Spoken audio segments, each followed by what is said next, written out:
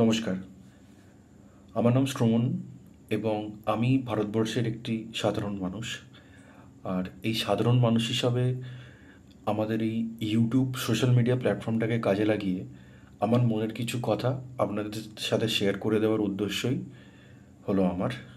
তাই এই ইউটিউব চ্যানেলটি আমি খুলেছি। তো আজকে যে টপিকটা সেটা হচ্ছে যে পলিটিক্স। ছোটোবেলা থেকেই আমাদেরকে বলা হয়েছে যে রাজনীতি খুবই খারাপ জিনিস। রাজনীতি মানেই যারা নোংরা করে, আহ, যারা টাকা খায়, তারা রাজনীতি করে। কোনো ভালো লোক বা সৎ লোক রাজনীতি করতে পারে না।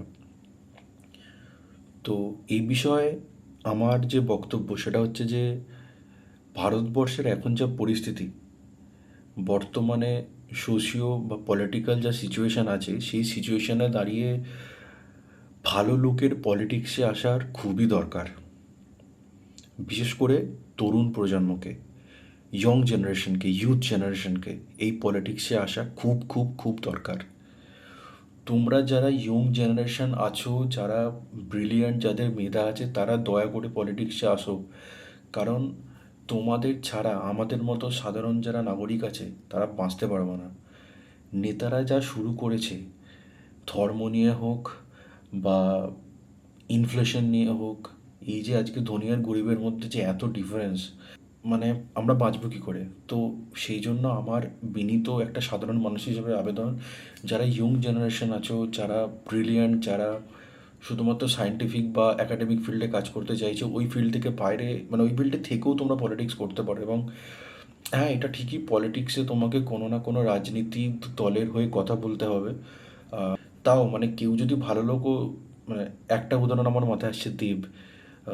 দেব অনেকটা ভালো কিছু করার চেষ্টা করেছে। দেব তৃণমূলে থেকে কিছুটা, আমি দেবকে পুরোপুরি সমর্থন করছি না, বাট তাও মানে আদার্স যারা নেতারা আছে আমাদের পশ্চিমবঙ্গে, যে তৃণমূল নামক যে পার্টিটা, সেই পার্টির মধ্যে দেবের নাম বলতে মোটামুটি রিসেন্টলি সিবিআই ওকে ক্লিন চিটও দিয়ে দিয়েছে। তো আর যেটা হচ্ছে যে আসো, মানে যারা সত্যি ব্রিলিয়ান্ট তাদের পলিটিক্সে জয়েন করো ভাই, নাহলে দেশটা এগোবে না, যা দেখতে পাচ্ছি। আর পলিটিক্সটা আমাদের একটু ভালোভাবে দেখা উচিত, কারণ সেই আগের জমানা নেই।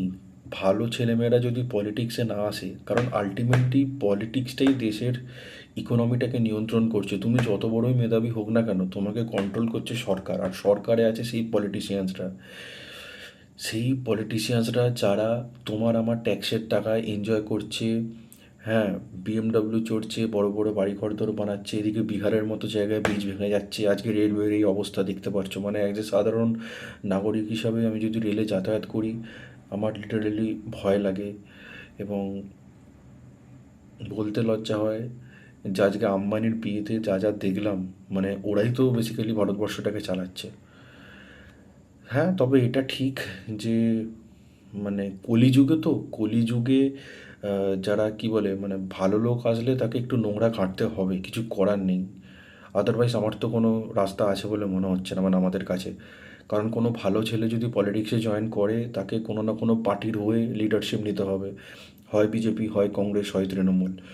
তো ঠিক আছে, তাও যদি কোনো ভালো ছেলে মেয়ে আসে, অন্তত সে তার এরিয়ায় বা তার, সে যদি একটা এমএলএ এমপি যাই হোক না কেন, যাই হয়, তার এরিয়াতে একটা ডেভেলপমেন্টের কাজ করবে। এবং ভারতবর্ষের এখন বর্তমান যা সিচুয়েশান, যেভাবে এখন ইউথ জেনারেশনের যে মানে আমি নিজেও মানে প্রাইভেট সেক্টরে আমি কাজ করছি, এবং আমাকে যা যা কী বলবো, মানে যা যা বাধার সম্মুখীন হতে হচ্ছে, যা শোষণ, মানে ইস্ট ইন্ডিয়া কোম্পানি যা যা শোষণ করেছে, এখন সেগুলোই মনে হচ্ছে রিপিট হচ্ছে।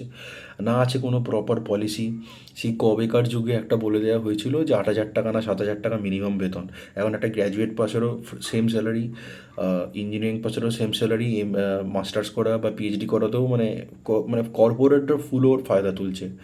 আর যেভাবে লাস্টে কী বলবো, এই যে ইলেকটোরাল বন্ডে যা দেখতে পেলাম, প্রত্যেকটা পার্টি যে পরিমাণ কর্পোরেট থেকে টাকা খেয়েছে, তার জন্যই আজকে কর্পোরেট সেক্টরের এই অবস্থা। তার উপর আর্টিফিশিয়াল ইন্টেলিজেন্স আসছে। আমি একটা সত্যিই বলছি, আমি একটা ভীত নাগরিক হিসাবে, ভীত সাধারণ মানুষ হিসাবে, তোমরা যারা ইয়ং জেনারেশন আছো, যারা ইন্টেলিজেন্ট, যারা বেসিক্যালি আইআইটি আইআইএমে পড়ার মতো ব্রেন রাখছো, যারা এআই নিয়ে পিএইচডি করছো, সেই সমস্ত ব্রেনের উদ্দেশ্যের কথা বলছি, তোমরা পলিটিক্স জয়েন করো, হাত জোর করে বলছি। মানে তোমরা যদি না আসো, আমরা না খেতে পেয়ে মরে যাবো। ভাই সিরিয়াস বলছি, মানে যা দেখতে পারছি চারদিকে, মানে ইউথ তো কী বলবো, টিকটক ইনস্টাগ্রাম নিয়ে মেতে আছে, না রাস্তায় নেমে প্রতিবাদ করছে। রিসেন্টলি বাংলাদেশে তবু ওরা একটা প্রতিবাদ করেছে বলে আজকে আমাদের জানতে পারছি। যাই হোক না কেন, ওরা ওদের মতো করে প্রতিবাদ করেছে কোটা সিস্টেম নিয়ে, মুক্তিযোদ্ধাদের ব্যাপারটা নিয়ে। বাট আমাদের ইন্ডিয়ান ইউথরাদের তো মানে ওই সস্তার নেটেতে একদম মাতিয়ে রেখে দিয়েছে, সবাই রিল দেখে যাচ্ছে সারাদিন বসে বসে। ভাই ক্ষুদিরাম বোস 18 বছর বয়সে না 17 বছর বয়সে ক্ষুদিরাম বোসের ফাঁসি হয়ে গেছিলো। আহ, মানে কি বলবো, মানে বিপ্লবীরা আমাদের মতো বয়সে দেশকে স্বাধীন করেছিল, সেখানে আমাদের ইউথ জেনারেশন যদি বসে বসে টিকটকে রিলস দেখে, তাহলে আমাদের কি হবে ফিউচারে। আমার কথাবার্তা হয়তো গুছিয়ে বলতে পারছি না, আহ, আমার হয়তো সেরকম বলে না বাচন ভঙ্গিমা বা ল্যাঙ্গুয়েজের যে প্রফিসিয়েন্সিটা ভালো করে যে বক্তৃতার মতো করে দিত সেটা আমার নেই।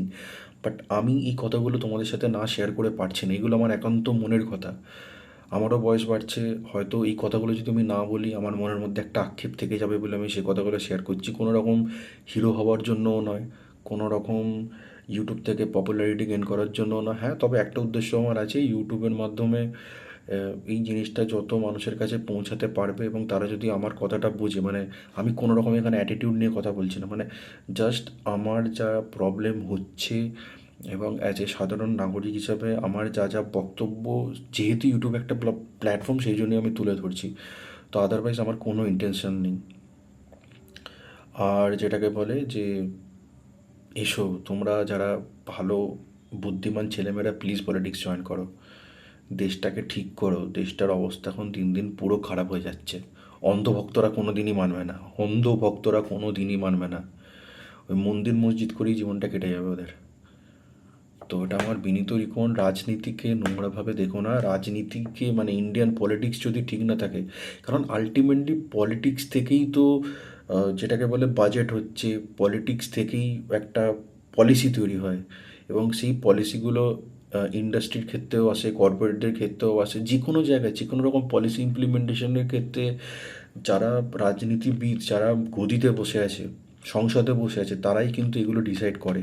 এবং দুর্ভাগ্যজনকভাবে ভারতের মতো ইউথ কান্ট্রিতে যারা বুড়ো, যাদের বয়স হয়ে গেছে, তারাই পলিটিক্স করছে। আরে ভাই, তারা নিজের নিজের আখের গোজাচ্ছে আর তাদের বংশের আখের গোজাচ্ছে। আমাদের কি হবে, আমাদের কি হবে, একটু বোঝো কি বলতে চাইছি। আমি হয়তো কথা গুছিয়ে বলতে পারছি না, বাট যারা আমার কথাটা একটু বোঝার চেষ্টা করছো বোঝো। প্লিজ যারা ইউথ জেনারেশন তারা একটু সজাগ হও, পলিটিক্যালি অ্যাওয়্যার হও এবং পলিটিক্সে জয়েন করে পলিটিক্সটাকে ডেভেলপ করো। কংগ্রেস বিজেপি যাই হোক না কেন, ডেভেলপ করে, মানে আলটিমেটলি মানুষটা ম্যাটার করছে না, তুমি যে পার্টি হোক না কেন, সিপিএম, তৃণমূল, কংগ্রেস, প্রত্যেক পার্টির যদি মানুষগুলো ঠিক না হয় তো কোনো লাভ নেই। যে দলই আসুক না কেন, মাল গোটাবে, নিয়ে গুটিয়ে পালিয়ে যাবে। So it's my humble request, please, for those whom are young, whom have the intelligence, please join politics and try to develop our country as soon as possible. মানে যত তাড়াতাড়ি সম্ভব। হাতে 20টা বছর আছে, এই 20টা বছরের মধ্যে যদি ইন্ডিয়ান ইউথদের ভালোভাবে কাজে না লাগানো যায়, তাহলে দেশটা শেষ হয়ে যাবে। ধন্যবাদ।